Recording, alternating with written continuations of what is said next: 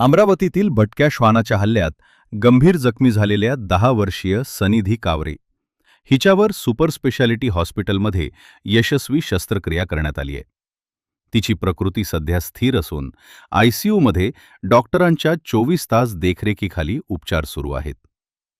शनिवार 19 जुलै रोजी अमरावतीच्या आमदार सौ सुलभाताई संजय खोडके यांनी सुपर स्पेशालिटी हॉस्पिटलला भेट देत सनिधीच्या प्रकृतीची आस्थेनं विचारपूस केली. यावेळी विधान परिषद आमदार संजय खोडके देखील उपस्थित होते.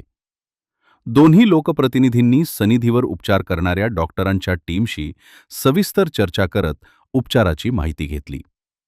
वैद्यकीय अधीक्षक डॉक्टर अमोल नरोटे आणि सर्जन डॉक्टर विक्रांत कुळमेथे यांनी सनिधीवर यशस्वी शस्त्रक्रिया करण्यात आल्याची माहिती दिली. सध्या तिच्यावर आयसीयूमध्ये उपचार सुरू असून डॉक्टरांची विशेष टीम तिच्यावर सतत लक्ष ठेवून असल्याचं त्यांनी सांगितले.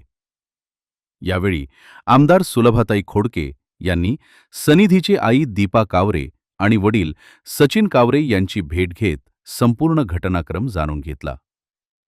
विद्यानिकेतन शाळा रामनगर येथे तिसरीत शिकणारी सनिधी घराच्या अंगणात खेळत असताना भटक्या श्वानानं तिच्यावर अचानक हल्ला केला. या हल्ल्यात ती गंभीर जखमी झाली होती.